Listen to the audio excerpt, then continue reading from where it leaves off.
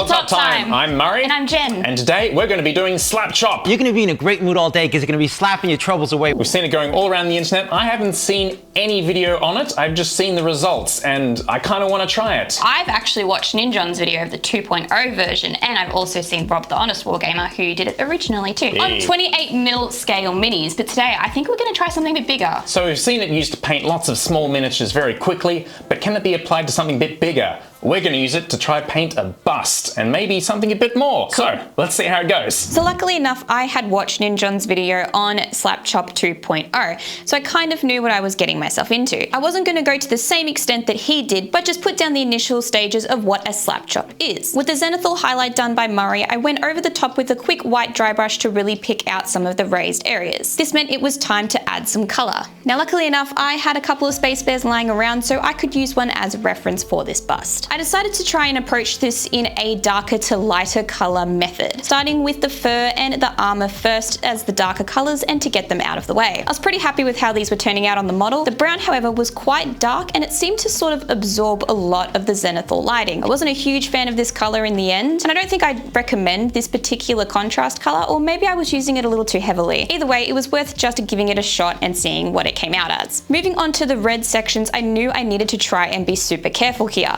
There was intricate designs on top that if I touched this with the red, we're gonna absolutely destroy the gold that was gonna go on top. And although I tried to be super careful, it did get on some of the pieces. The SLAPCHOP method is also supposed to be quite quick, and this does mean sometimes making some mistakes. However, I tried my best to keep inside the lines and was pretty happy with how the color came out at least. Moving on to more of the facial features, I slapped on a skin tone for his face. For some reason, this kind of came out a bit dull and absorbed some of the gray from the primer. I could have probably added in some reds or some yellows to try and combat this, but for now I just wanted to see how it would lay on the model. When it came around to doing the metallics, I grabbed a nice yellowy sort of bronze color that I knew would work really well for the space bears. I was actually really impressed how this particular contrast came out. It looked really nice, and with the little touches of the dry brush on beforehand really gave it that crisp edge. After that, it was time to move on to his beard and his hair, which I just made a grey color.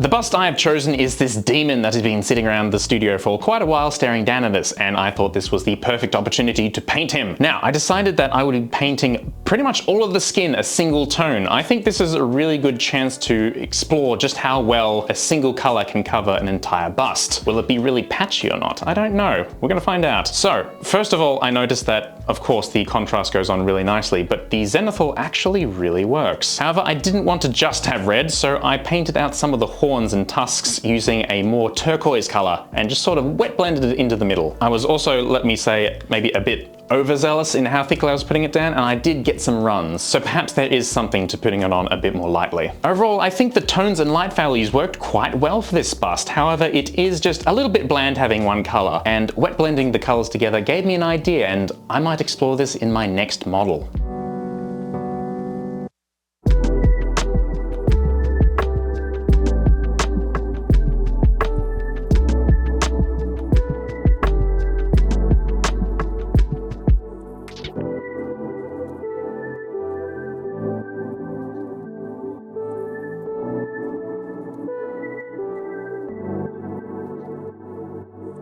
Okay, Jen, we've had half an hour to paint these. Yep. And they're not bad. It's pretty simple. You could use these as a starting foundation. Like in Ninjon's video, he goes on and adds some highlights and things. That's a really cool way to do it. Yeah, I definitely wouldn't say that if you're doing a bust to do this fast. Like, a bust does require more time. So when it comes to SLAPCHOP, it being fast and doing a bust don't really quite go together, but I feel like it's still an effective method. You just kind of have to take your time with it, especially with my guy who had lots of really intricate details. Again, in Ninjon's video, he's like, if you get any other color on a certain area, that's it. And I did that a few times with this, and I got really frustrated because I was trying to make sure I did it fast enough. We've decided that maybe we'll switch things up a bit, maybe go harder. We have here some lovely, incredible busts from Squid Mars Kickstarter, Champions of Sona, and they are incredible. Yeah. I got to put these together and they're beautiful. I will be personally kickstarting this myself, but we're gonna slap chop these, which is nigh on heresy and it hurts to say. So, let's get started with these. Yay, let's go. So these gorgeous models were sent to us by Squidmar, who has his own Kickstarter running called Champions of Sona. This isn't sponsored or anything. He sent these awesome models at the kindness of his own heart, and we're super excited to be painting these up today. They're 75mm resin miniatures and they look absolutely gorgeous. There's been a ton of work that has gone into this Kickstarter and the story looks absolutely incredible. So jump over to the Kickstarter and have a look for yourself and support an awesome YouTuber and grab some minis for yourself. I wanted to paint this cat lady awesome looking thing as soon as I saw it. So I gave it over to Murray for a quick black prime and zenithal grey spray like our previous model. I dry brushed on the white again, but this time taking a little bit more care and picking out the areas that I wanted to shine the brightest. Ideally, I'd love to do an object saw sliding on the thing that she has holding in her hand, but I might run out of time today and might need to do this at another point. But nevertheless, I wanted to at least imply that this could be an object that was glowing. Moving on to colours, I started with her skin tone, keeping it a nice dark colour, and complementing her hair by keeping that dark as well. Overall, I wanted to use colours that invoke a sense of warmth and nature.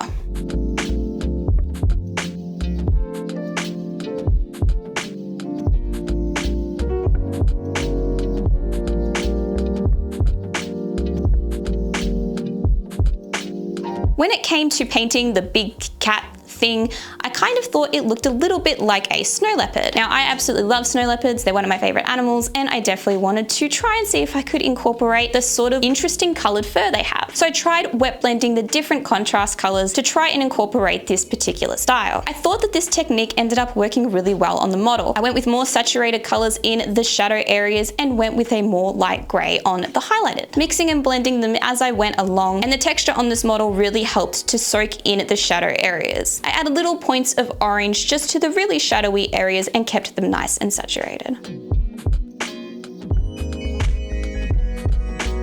I also went around and added some color to all of the bones and leather that was around the woman sitting on the cat. Overall, I'd say this probably took about 40 minutes to an hour to paint up, and I'm pretty happy with how it looks, but you'll hear my thoughts a little bit later on as well. But now over to Murray.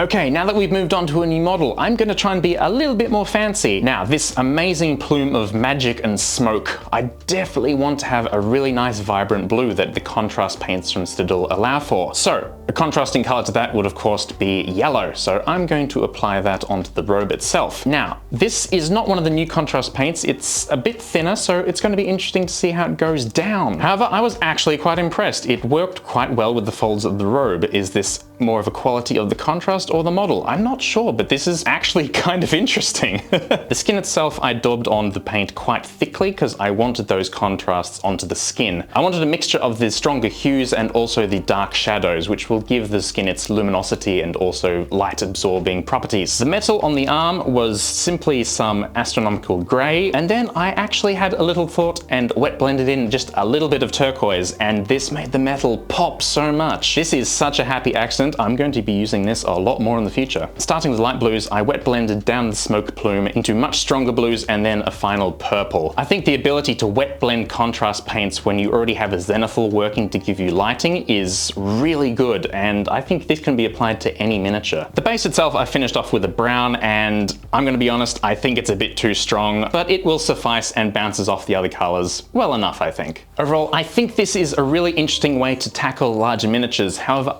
I think in my heart it is probably more acceptable to use for terrain pieces rather than really nice detailed miniatures. I think the quality of these Champions of Sona models are so good that they just really allow the contrast to shine, but I think other models with more flat areas might struggle a little bit. So I think a bit of picking and choosing between techniques on busts is probably a bit more appropriate. So Murray and I are all done doing the SLAPCHOP method to our models from Champions of Sona. I think these look pretty good. Murray's done an amazing job at trying to blend in all of these different colors, and I'm actually pretty happy with how mine turned out. But I think Murray's could do with a little bit more extra. Now Ninjon on his video, he goes around and line highlights with some pastel colors, and I really want to give that a shot. But I'm not brave enough to do that on my own model, but I'm happy to do it on Murray's. So Murray has done an excellent job on laying down some colors on this model. I really like the way it turned out and the different colors he's used. So I'm just going to go ahead and pick out a couple of the details. Starting off with the hair, I just used a light, a khaki color, just to give a couple of the strands some light to them.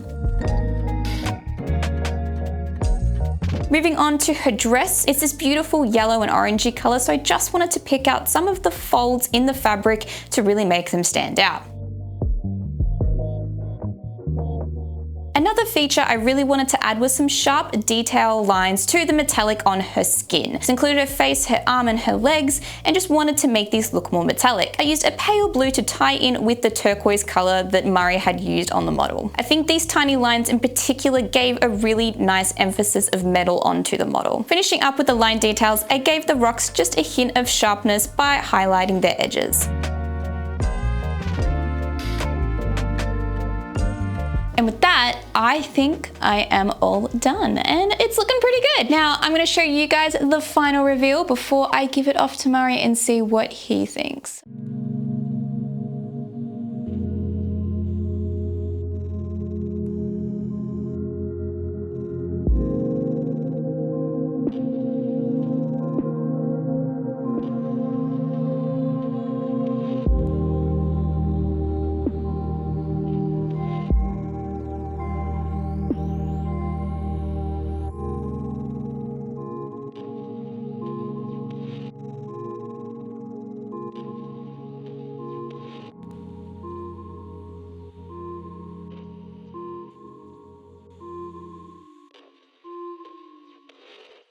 And a huge thank you to all of our Patreons. It's with your support that we can make awesome videos like these ones. If you'd like to consider joining, all of the links are in the description below. There's awesome monthly benefits that you can get for being a Patreon member. Also, a massive shout out to Squidmar for being kind enough to send us a copy of his miniatures. And don't forget to like this video if you enjoyed it, and subscribe if you'd like to see more content from us. Bam! We're done.